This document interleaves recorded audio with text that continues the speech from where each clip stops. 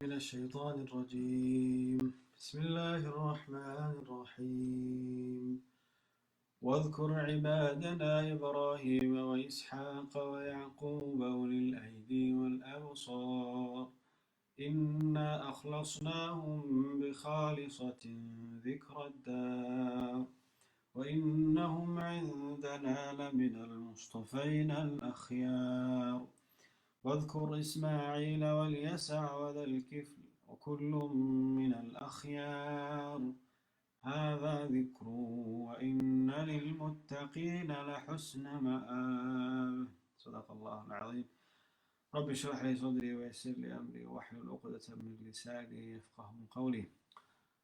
Assalamu alaikum wa rahmatullahi wa barakatuh. Respected elders and brothers, our beloved viewers at home.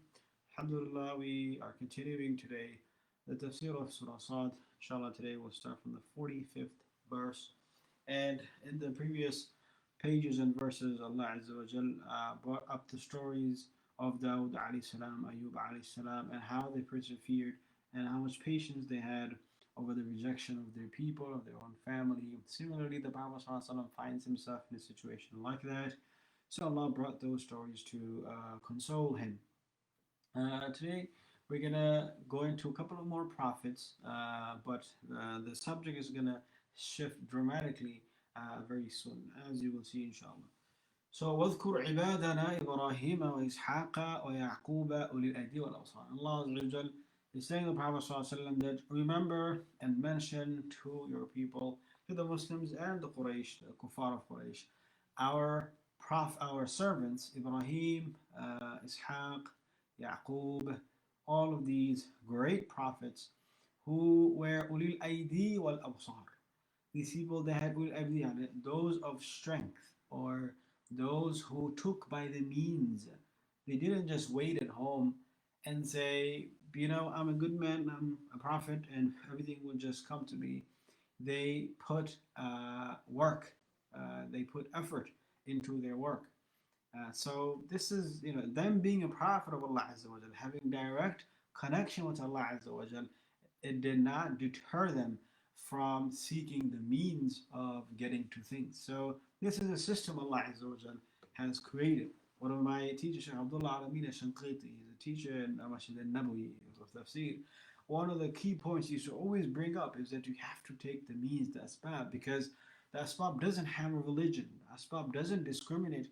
Whoever takes the asbab will be in their favor, and they will see success in this world, right? So we can't say that, the non-Muslims or such and such people, they have excelled us and they have gone way far ahead of us and we can't catch up to them. We should not say that. We should remember that Islam and us, our scholars, we had a golden era and we contributed to medicine, right? Abu Bakr Muhammad ibn Razi, one of the first mufassirun, and he was also a doctor at the same time. And by the way, he gave an advice that a person should always have one same doctor. You shouldn't just switch from one doctor to another doctor all the time. So that's something we can also keep in mind. When you go to the same doctor all the time, that doctor knows you, your family, and he kind of has a history of you. You build a relationship with that specific doctor. So that's something we should all keep in mind. But anyhow, they took to their asbab. They didn't just sit home and say, one example scholars give is that, Japan, when they got hit in August 8, 1945, at that time by 2 atomic bombs, and 80,000 people died instantly. And then over the period of a decade and a couple of decades, or even until now, there are thousands of people still, about over 200,000 people died from the exposure to radiation. So you can imagine the devastating after effects these bombs brought to their country. They're completely destroyed. But they didn't just sit there and cry and blame countries and blame situations and look back and just dwell in the past. They said, whatever has happened, khalas, we're going to move forward. And look at them now. They have one of the strongest economies in the world because they didn't just sit home. They took the asbab, ulul aidi, right? And in hadith of Muhammad sallallahu alaihi wasallam, as we know, he said that al-mu'min al-qawi khayrun wa ahabbu ila Allah min al-mu'min al-da'if. a strong believer, he is better and more beloved to Allah Azza wa Jal than that person who's weak and who's just just miskeen, and he's just feeling bad for himself and just always blaming his situation. And the life is not like world is not like that. You can't be blaming your situations, right? You gotta make the best of whatever situation and circumstance you're in. Type so, ulil aidi, they were strong people, right? So another thing from here is that we should also take care of our physical body. وَإِنَّ لِجَسَدِكَ عَلَيْكَ حَقٍّ. The Prophet ﷺ said that even your body has a haqq upon you. Take care of that body. You only get one, and you can't repair it, get a new hand. Maybe nowadays you can, but like only for a certain time you can do that. It's not like you can change your heart, your liver, and everything, and every 100 years you get a new body for yourself. It doesn't work like that. You just get one shot at it, right? So you got to take care of that. Your body is a machine, right? Well, we have to understand to take care of it, learn to take care of it. At least, exercise minimum 10-15 minutes every day, every couple of days, just to get our blood flowing. So that's something to also keep in mind, because when we don't, stay strong and stay healthy, it affects our mood, makes us lethargic, makes us lazy, and that will manifest in our ibadat and our worship, right? So, wal absar, and at the same time, these prophets like Ibrahim, Ishaq, salam, they also had vision, right? They knew what they were doing. Yeah, and they went after the asbab, they put in the work, but it wasn't just let me see where this gold goes, but they had a vision. They knew where they were going, right? So you gotta have a vision for whatever you're doing in life. You gotta have a purpose. You gotta know what you're doing. You have to ask yourself, where do you see yourself in 5 to 10 years? That's a vision for yourself. طيب, a believer should have both of these qualities. Allah Azza wa Jalla then says, "Inna خَلَصْنَاهُمْ بِخَالِصَةٍ ذِكْرَ الدَّارِ." Indeed, we have chosen them for an exclusive quality, بِخَالِصَة, exclusive quality. And what is that quality that we have given them? We have chosen them for? That is ذِكْرَ الدَّارِ, remembrance of the home, يعني the real home, which is the hereafter. So Allah is saying that He chose them and made it exclusive for them, that they constantly always remembered their akhirah. Perhaps this is their vision. They knew that the akhirah is the real true vision.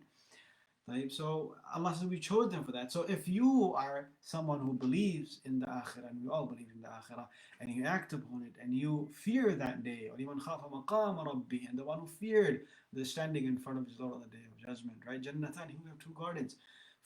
If you are one of those people who are scared and you remember the day of judgment, then know that you have a special quality, exclusive quality. And we forget that. We forget that this life is going to come to an end. Right? Young people like myself and all of us, we don't see death as something imminent. We just think that we have maybe another 20, 30 years. We're just going to be, no question about it, we're going to get that. And then maybe when we're like 60, 70, then we start worrying about death. But the truth of the matter, as we all know, is anybody can die anytime. We have to live like that as well, as if we're just a step away from the hereafter. Right? If we all live like that person who has reached his old age and he sees his body deteriorating and he sees that there's no other way for him except that he's going to have to leave this world. If we all saw ourselves like those people, I think we would live differently. You don't see an elderly person doing crazy things like we all young people do. Remembering the hereafter is a great blessing of Allah subhanahu wa ta'ala. So we should all try to do that as much as possible. The Prophet ﷺ said that if you knew what I knew, لَضَحِكْتُمْ قَلِيلًا وَلَبَكَيْتُمْ كَثِيرًا. That if you knew what I knew, you'd have laughed very little and you would have cried a lot, right? You would have cried a lot. So anytime you want to remember the hereafter, just open up the Quran. You will remember the hereafter, and you will see episodes and how Allah Azza wa Jalla describes the hereafter. طيب. وَإِنَّهُمْ عِنْدَنَا لَمِنَ الْمُصْطَفَيْنَ الْأَخْيَارِ. Allah saying, indeed, these prophets to us, they were the chosen and the most outstanding human beings. Okay, so first thing is they're human beings. It's not like, Allah made them differently. They're human beings who had special good characters, unparalleled, outstanding character, right? They were human, that's why they made mistakes. But at the same time, these people were, genuinely good people. They were the best, right? So that's something we should also keep in mind. The kuffar of Quraysh, they used to say that, out of all the people, Allah Azza wa Jal gave prophethood to this guy. What is he? Right? Allah says, "Am عندهم خزائن رحمة ربك عز الوهاب." Do they have the treasure of the mercy of their Lord? And they get to decide who gets to be prophet, who doesn't get to be. Allah says, we are the one, obviously, who decides who is most worthy of having prophethood. Right? So these people are the best people. Take them as your role models. واذكر إسماعيل واليسع ذا الكفل وكل من الأخيار, and mention Ismail, Al-Yasa, the prophet from Bani Israel, and ذا الكفل, some say if he was a prophet or not, but mostly because he was mentioned with the prophets, then most likely he is a prophet. And kafala means to take care of someone, or be a sponsor for someone, be a guardian for someone. So some people say that he was called Dhal Kifl is because there was a group of Anbiya who came to him for protection because they were under attack. And all of them again are outstanding. They're human beings, just outstanding human beings. It's not that they're malaika. Alright, هذا ذكر. This has two meanings. Either that this is a reminder for you, try to be like them, okay? Or it means that this is a mentioning of honor for these prophets. Allah Azza wa Jalla is taking their name in the Quran. It will be recited throughout until the Day of Judgment, right? And forever it will be here in the Quran. So this is a mentioning of honor. Alright? وَإِنَّ لِلْمُتَّقِينَ لَحُسْنَ مَآبٍ. And as for the muttaqeen, those who try to follow their footsteps, the footsteps of these prophets, then for them as well, لَحُسْنَ مَآبٍ. Right? They will also have a good place of return. Ma'ab is a place where you return at night. You go back to, you seek a refuge. Right? So they will also have a good return in the hereafter. Right? أولئك الذين أنعم الله عليهم من النبيين والصديقين والشهداء والصالحين. There will be some people who will be with the Anbiya on the Day of Judgment. So those people who are muttaqin, they will also have a good place of return and a good ending. They will also meet with these prophets in the Day of Judgment. Allah Azza wa Jalla make us all from among that. And what is that place of return that they will go back to? Jannati adnin, gardens of bliss, perpetual residence. Mufattahatan lahumul abwab. The doors will always be open for them. It's not that after a couple of days you try to swipe the key or the hotel card and you see red light. Beep, beep, you can't go inside, your time is up. No, it's not like that. مُفَتَّحَةً لَهُمُ الْأَبْوَابُ. Doors are open. أهلا وسهلا. Come in, enjoy. And Jannah is forever, is eternal. There's no coming back. There's no لا يبغون عنها حولا. They will never want to get out of it. Who would want to get out? Right? مُتَّكِئِينَ فِيهَا. They will be reclining therein in Jannah. Muttaqi'een, right? The best part of our day after a long day.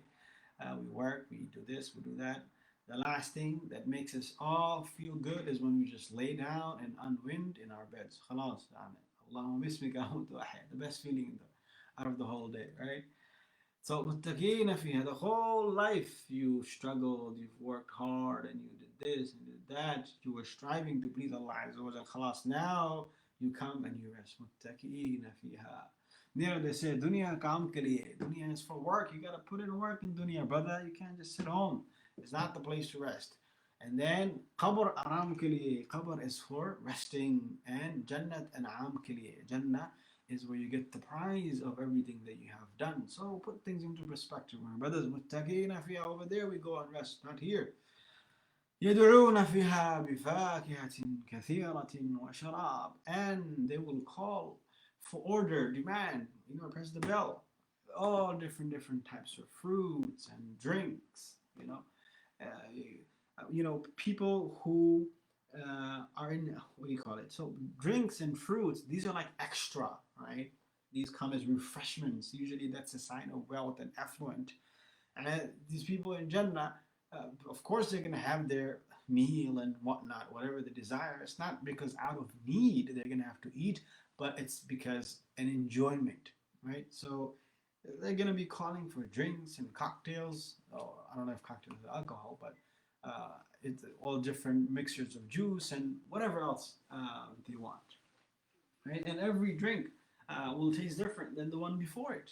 Something different. It's not going to be the same. You're not going to get bored or tired of it. Wa sharab, and of course, all different types of drinks. Right? We have so many kinds of fruits, subhanAllah. You know, you go to a different country, different climate, and they have fruits that we have never seen in our lives. And you open it up, it's the other day I bought a jackfruit for going to somebody's house, and you know, in this country people don't see jackfruit. They don't know. They call it what do you call it? Katal or katal. And so these people were like, they saw the jackfruit and they were like, "Oh, how do you make that?" They thought like it was some sort of pinata or something, like you make it at home. They have never seen a jackfruit. Right, so I mean, you go to different countries, you see so many different types of fruits and so many different tastes and like ajib, right? So you go into Jannah, imagine the types of different fruits that will be there and different kinds of drinks. Okay. وعندهم قاصرات الطرف أتراب, and they will have also قاصرات الطرف, spouses. Men will have spouses, female spouses, who are قاصرات الطرف. قاصرات الطرف means that their gaze will be looking down. And men, I don't know, I guess different cultures have different norms, but usually men like spouses who are shy, looking down, not looking everywhere. Yeah, you get the point. That's how it was at that time, and it could be now. But if people have different preferences, they can get that as well. Atrab and the spouses will be from the same age as well. Atrab comes from turab, which means dirt. And kids who play with dirt, they're of the same age. So you will have the same age women who are shy and pure, etc. Now you might say, how come women, can they have spouses, all that kind of stuff? So Mufassirun have given different answers. One of the answers is that usually sisters and women, they are satisfied with one. They don't have that like type of mindset for multiple spouses and stuff. Right? So, but it's Jannah. We'll go and find out if somebody desires whatever they desire, Allah will give it for them. هذا ما توعدون. This is what you are promised, the muttaqeen, ليوم الحساب, for the day of judgment. So here, this is what you're promised. It's up to you. You want to believe it, you want to don't believe it, you want to work for it, you don't want to work for it. It's all up to you. It's a wa'd. That's where the greatest mystery lies, right? After death, what happens after death? It's all about that yaqeen and belief. Because nobody can die and come back and tell you this is what happened to me, right? So this is the greatest test. This is the wa'd. Right? Up to you. What do you want to do with it? إن هذا لرزقنا ما له من نفاد. This is our rizq, Allah. This is our provision. This is what we have ready for you in Jannah. No matter how much or whatever wealth you have in this world, inflation, deflation, stock market crash, devaluation of assets, and all this kind of thing, your money go up and down, up and down. People have so much money they don't even know what to do with it, But and Allah said, this is our provision. There will be no depletion of that. It will never run out. Right? You don't have to worry about checking your bank balance. How much is there? Anything going up and down? Who took the bill? I have bills on auto pay or something, and they just take it out. So when the month comes, you gotta check who took the bill, who didn't. You're worrying about depletion. Allah says that's not going to be the case in the akhirah. This will never come to an end. This is going to be for the muttaqeen, the believers. And then on the opposite spectrum, وَإِنَّ لِلطَّاغِينَ لَشَرَّ مَآبٍ. الطَّاغِين, the sinners, the transgressors, for them they will have the most evil of returns. The most evil, Allah says, لَشَرَّ مَآبٍ. It doesn't get worse than that. In this world, maybe you can recall a place you stayed in one time, maybe an Airbnb, maybe a cheap hotel somewhere, or maybe in some mountain, or maybe just a crash somewhere at night, and that was probably the worst you can think of, and you're like, I never stayed in a place worse than that. You never want to think about that moment again. But Allah says, La sharra ma'ab, the worst and the most evil of places will be for this taghin. No one can even imagine or cross your mind. Why? Because the description of that place is coming. Jahannam. What is that place? It's going to be Jahannam. يَصْلَوْنَهَا, they will enter in it to burn. How wretched, how evil is going to be that resting place. This is what it is for you, طاغين, transgression. فَلْيَذُوقُوهُ. Go ahead and taste it. Let them taste it. What's going to be in there? حَمِيمٌ, scalding water. Hot, boiling water. It doesn't get any hotter than that. That's hamim. And ghasaq is the opposite. It's so freezing and cold, it doesn't get any more colder than that. Can you imagine being in the hottest of water and being able to give in that as a drink, and then coming back to something that's very, very cold, right? If you have like hot oil that falls on your hands or skin, you see what happens to that. People get second, third degree burn just from oil that are hot. Imagine what this kind of water will do to your intestines and your inside. Hamimun wa ghassaq, and very, very cold places people will be put into. If you ever been on a jacuzzi and then you go to the pool, because jacuzzi is hot and the pool is probably not that hot, but just because you came out of a hot place, it feels so cold, right? Imagine that, but millions and millions of times hotter and colder. And not only that, it's just a sample, Habibi. This is just a sample. وَآخَرُ مِنْ شَكْلِهِ أَزْوَاجٌ. There will be all different types of punishments, other kinds.